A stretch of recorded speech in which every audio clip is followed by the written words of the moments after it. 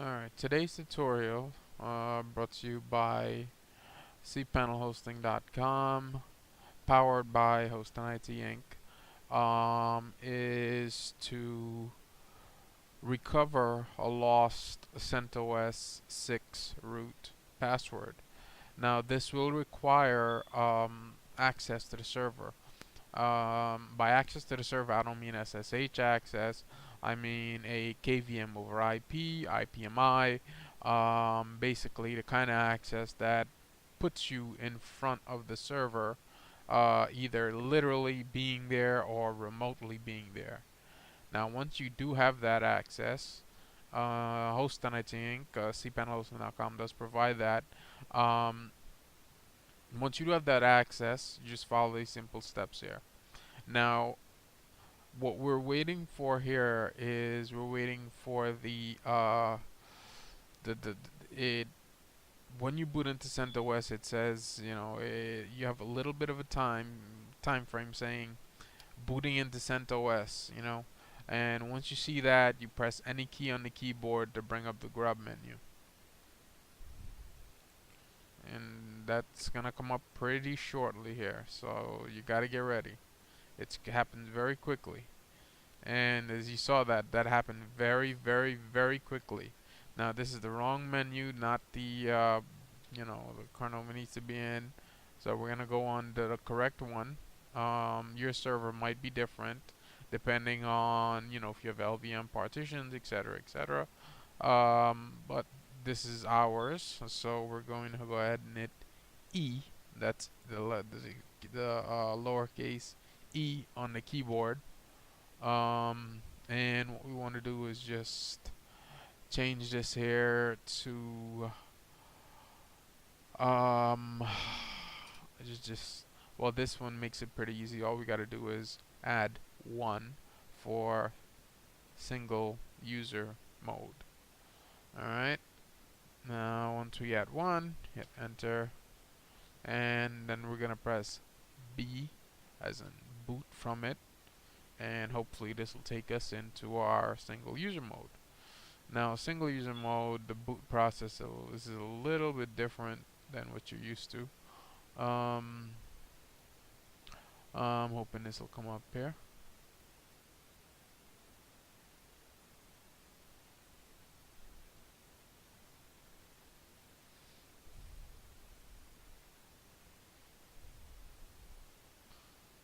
It's taking a little bit longer than normal. While it's loading up,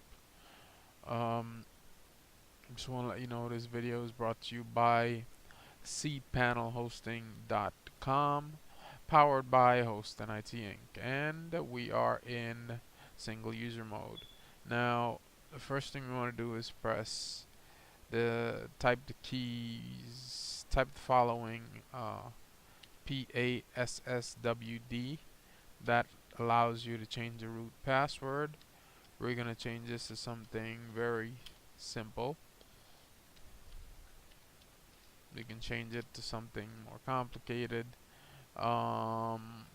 during our SSH session. Once we're completed here, we just want to go ahead and restart it by hitting the Control-Alt-Delete option, and that will go ahead and unmount everything and restart, and we'll be back in. And once it comes back up, I will show you and see if this works.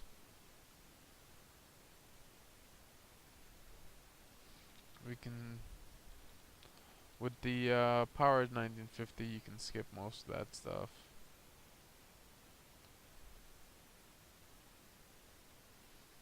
Again, once again, this video is brought to you by cpanelhosting.com, powered by Host and IT Inc.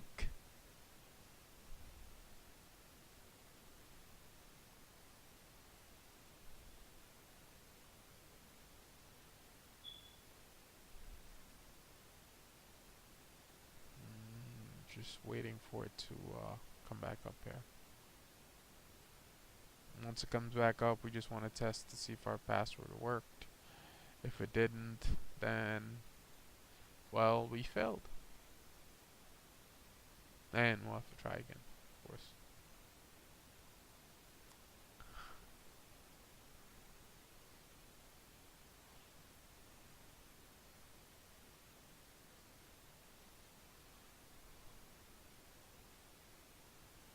And this is where you would normally press that any key I was referring to earlier on that menu, you know.